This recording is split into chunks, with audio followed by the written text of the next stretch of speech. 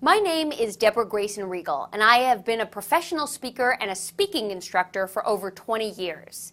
From my earliest beginnings as a high school national champion in public speaking and speech writing, to my role today as an international corporate trainer and a visiting professor of executive communications at Peking University, China, I have been collecting and using the best tips, tools, and techniques to help people present with more polish, power, and professionalism.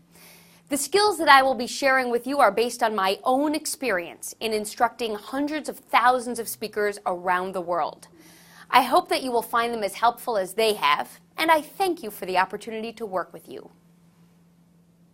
Hello, and thank you so much for having me. I'm delighted to be here.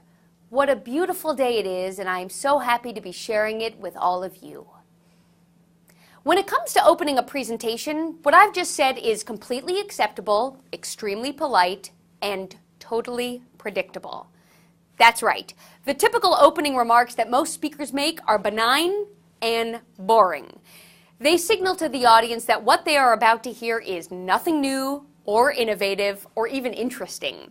Because even if you're getting ready to share the most incredible news in modern medicine, you have already lulled your audience into complacency. So, what separates the powerful, passionate introductions from those that are merely polite? It's about capturing your audience's attention the moment you begin to speak, and then keeping their attention throughout.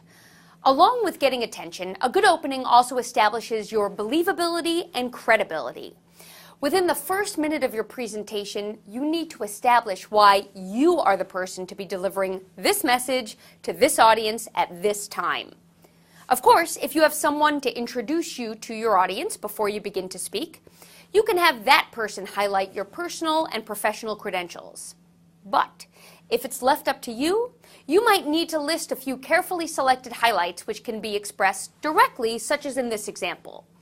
I have a nursing degree from the University of Michigan, and I've spent the past 7 years working in the critical care unit of New York's Lenox Hill Hospital. You can also share your credentials indirectly through storytelling, such as in this example.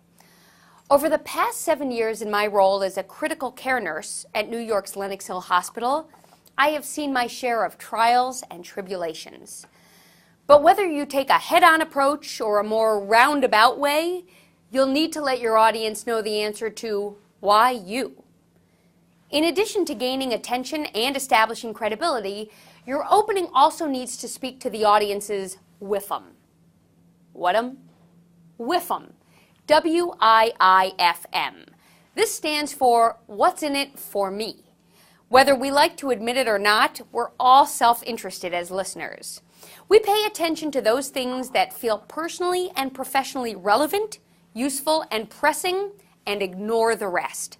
So a good opening establishes early on what about today's presentation is going to be relevant, useful, and pressing to this audience. If the audience isn't compelled to care, they're going to be looking for their first opportunity to tune you out. And it's your job to get them interested and invested. When making an introduction, you'll want to consider how much time you have. A good guideline is that your introduction should take up about 2 to 3 minutes of the presentation time, especially if you have a significant amount of content to follow. The relationship that you and your audience may or may not have at the start is also a factor for consideration. A smart way to get started is to poll the room, asking how many people are NPs, LPNs, social workers, or other allied professionals. You might then ask, who else is in the room with professions you haven't mentioned, and be welcoming of them as well. By knowing who is in the room, you can ensure that your examples and information are aimed at your audience and their clinical expertise. You also want to think about your audience's relationship to your topic, not just to you. If your listeners are already positively inclined to act on your message, then your introduction can take that into account. If you have a mixed opinion audience or a resistant audience, you may want to address this up front, such as, I know that today's topic may bring up a number of questions from you, and I want to let you know that I will address as many as I can in the time that we have today. That puts the audience at ease, and when the audience is relaxed, you can relax too. Finally, you'll want to consider your natural style when planning an introduction. Here are some possible ways to start your presentation off on the right foot, no matter what the topic is. Ask a question, either one that calls for a response or a rhetorical one. Asking the audience a question forces them to start thinking.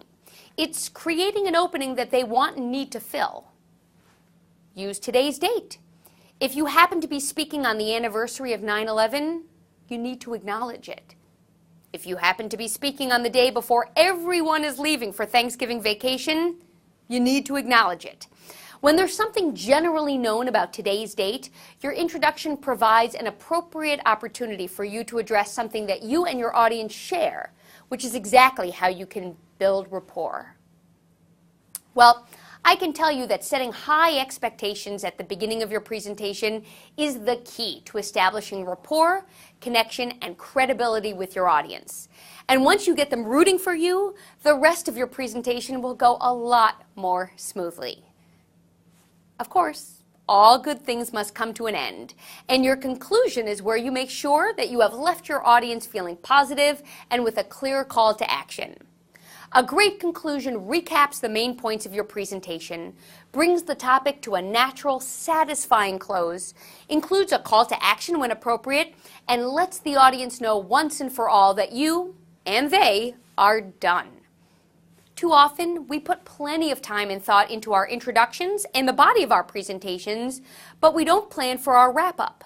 Sometimes we run out of time or energy in the planning phase, and this bleeds into the presentation, where we simply run out of time or energy in the delivery. Isn't it a shame to have put so much work into your presentation only to leave the audience remembering your fizzle out at the end? That's a rhetorical question, by the way, a technique you can use not only in the opening, but in the closing as well. Your audience may likely remember best what you said last. Do you want them to remember you saying, I guess that's it? Do you want them to remember you coming to your conclusion and then discovering you had a few more points to make on previous slides? I bet not. As a polished presenter, you want your audience to remember you being in control of yourself, your content, and your time to the very end. You also want your audience to remember what you said and what you want them to do without any confusion or delay.